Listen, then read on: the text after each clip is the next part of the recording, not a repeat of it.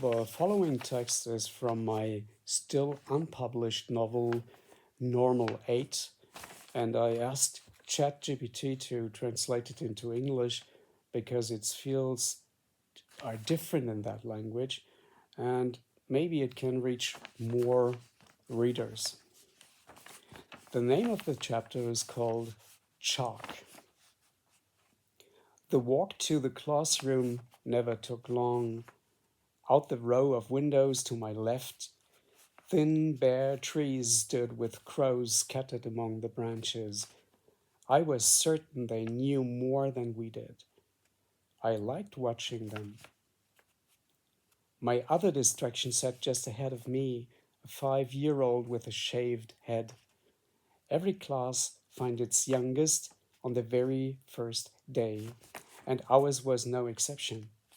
He'd been sent to school so early that the whole experience seemed a kind of punishment. He twisted in his seat, stared up at the ceiling, squirmed under the demand to sit still. When I wasn't looking at the crows, I studied the wandering folds in the back of his neck. My own hands were another refuge. The middle crease on the index finger of my left hand looked like an old, toothless man with a broad, friendly grin. His body was shaped like the factory posts that bent at the top and dotted our landscape. I'd move my finger slowly up and down to make him talk. The middle ring and little fingers were his children, though the middle one was a tall, grown son. The teacher was good. He woke his violin from its long sleep, coaxed a few notes from it, sounds like E or oo. Then he drew a big L on the board. That was the runner with the big foot. Beside it, a U, the hole the runner fell into, crying bitterly. Oo, L, and U became Lou, the first syllable. By the end of the lesson, even the violin could play Lou. At home, we had to fill the whole page with Lou's. The way home was steep uphill. I was always faster than my friend, the fattest boy in the class. Every class has one, a fat kid, a brain, a pretty one, a dumb one, an oldest. I'd wait at the fork in the path and shout insults from a safe distance. He'd lumber toward me, pretending to be dangerous, and I'd duck into a side path, a 10-minute detour that conveniently took me past the post box where he'd been waiting, fake furious. His anger was all performance. Oliver Hardy style, overacted and harmless. I played the Laurel role, scratching my head like a fool no one could stay mad at. He'd pretend to punch me, I'd act apologetic, and we'd finish the walk together like nothing had happened. Life was made of roles and rituals. Math was always a struggle.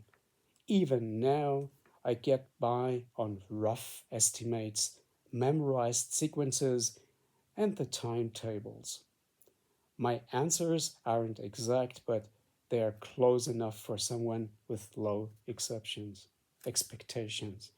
Back then, I shuffled digits around without really grasping the value of numbers. There were too many rules, each one arbitrary, joyless, and forgettable. I'd learn them, use them once, then they'd vanish from my head. Addition was fine. Subtraction made me count on my fingers. Multiplication was slow but safe unless I slipped up in the number line. 5 times 4 was harder than 4 times 5, though they were the same. 5s were easy, 2 of them made 10, but 4 felt awkward. without direction. 3 was worse, crooked, obstinate. Division? Hopeless. Decimals, remainders, long dangling tails down the page. Something always went wrong. Problems that ran smooth were rare. So I started counting other things: windows in houses, screws on speaker boxes, lug nuts on car wheels, tick marks on clock faces. I'd count the row of windows on the left, multiply by the horizontal row, check it with addition.